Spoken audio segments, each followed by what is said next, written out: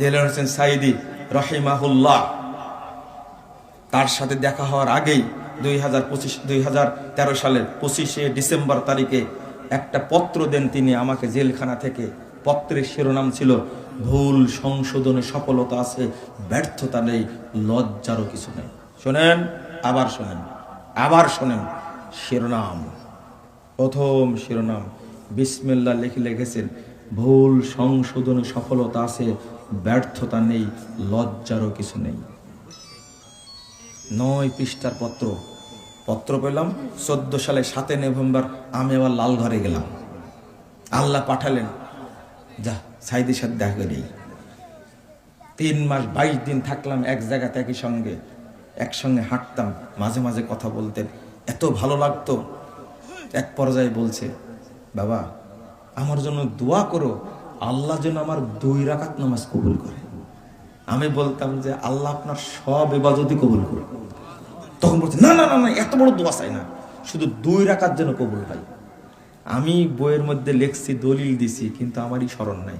রাসূল সাল্লাল্লাহু আলাইহি সাল্লাম বলছেন, আউয়ালু মা ইউসাল্লি আবদু ওয়া ইউহাসাবু সালাতু, কিয়ামতের মাঠে প্রথম জিজ্ঞেস করা হবে, প্রথম হিসাব নেওয়া হবে সালাতের। ফাইন কবিলা মিনহু কবিলা সাইরু আমালি, যদি সালাত কবুল হয় অটো অন্য ইবাদত সবই কবুল হবে, আর কোনো আমলের হিসাব হবে না, আর কোনো আমলের হিসাব হবে না।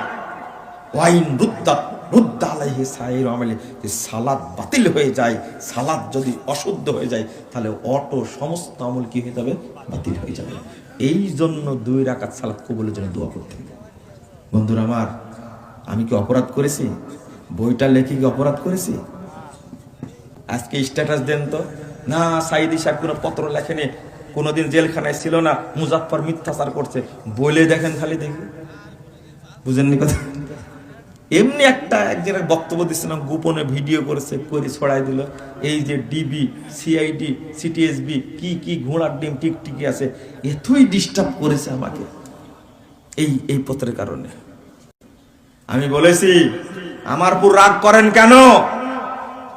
আল্লামা দেলোয়ার হোসেন সাঈদী রাহিমাহুল্লাহ আমার কাছে কেঁদেছেন, আমার নামে যারা মিথ্যাচার করেছে আমাকে নাকি চাঁদে দেখতে পেয়েছে।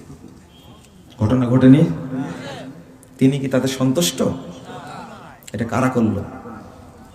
কারা করলো এটা? নাউজুবিল্লাহ, আস্তাগফিরুল্লাহ। তিনি কাঁদছেন। পরের দিনই সংগ্রাম